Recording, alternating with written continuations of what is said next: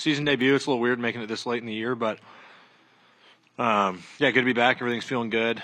Yeah, it's nice to be here at Pebble. I mean, definitely excited to play. Feeling well rested. So overall, feeling good.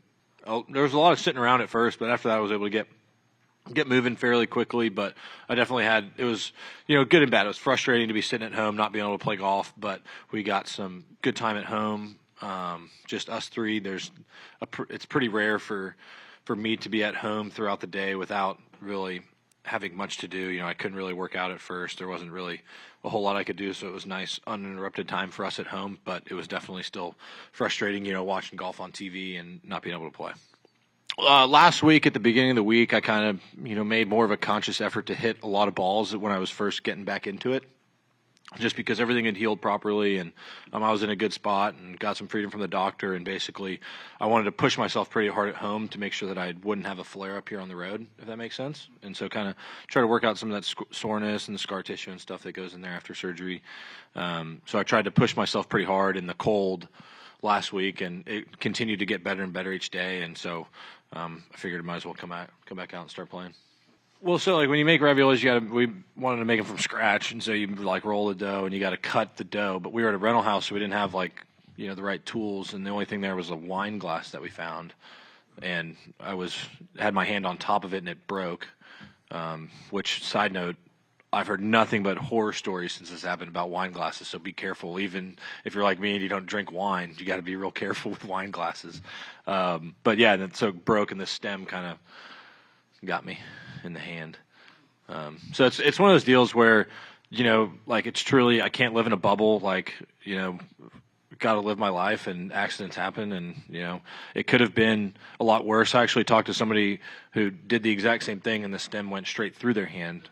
And so it's one of those deals where immediately after it happened, I was mad at myself because I was like, gosh, that was so stupid, but you just don't think about it when you're in the moment. And yeah, I've definitely been a little bit more careful doing stuff at home. But and then after that happened, did you immediately go to the emergency room? Or No. I have a friend at home who's a surgeon, and he helped us stop the bleeding. And then it really wasn't terrible, but I knew I kind of messed something up just because the way my hand wasn't really moving much, and if I did, it hurt pretty bad. And so I kind of knew something was up.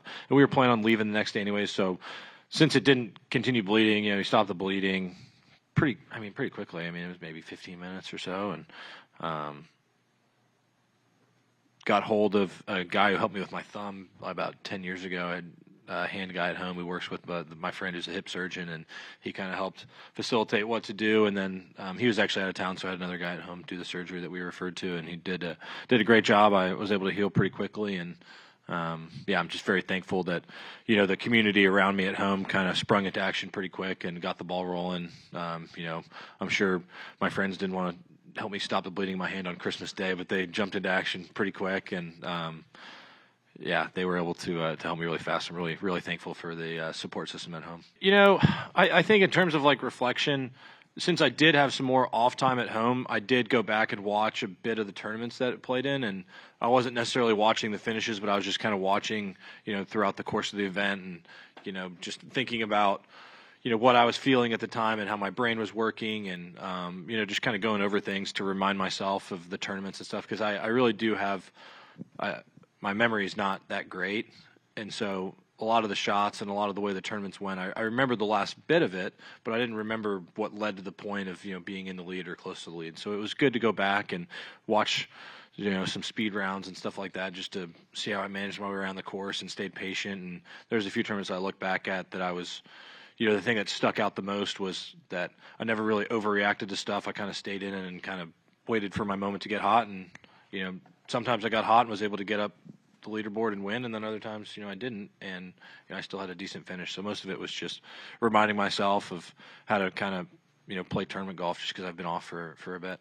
It's a simple way to put it, but I think having superior control of my golf ball, I think, is what enabled me to not make a lot of mistakes, and that's knowing having a good feel for my swings at, so I know how to manage my way around the course, playing the appropriate shot, and I made plenty of mistakes, but I think it's more about managing where the miss is. And when I have a really good feel for where the club is, where I did for a lot of last season, I'm able to really work my way around the golf course. And, it's a lot simpler than just not making a mistake. And, it's easy to say play it to the middle of the green, but at the end of the day, you got to hit the shots. And I think at times last year I just had really good control of my ball, and that's how I was able to avoid the mistakes. The reason why I always watch sports is to see the competition. And like when I think about the football games this weekend, I was so excited to watch great competition, great teams going against each other. And so when I think about something that would be good for the game of golf, I think the more we can get back into the competition of things, I think that's what's best. And when you have great players going at it, I think that's what's interesting about sports. Like people tune into Tiger because he's a great player.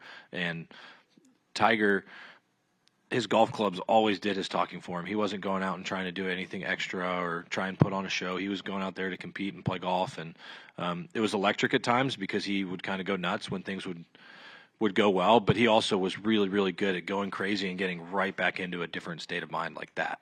And that's something that I try not to get too amped or too calmed down because, I try to stay as even keel. Tiger was like a crazy person when it went.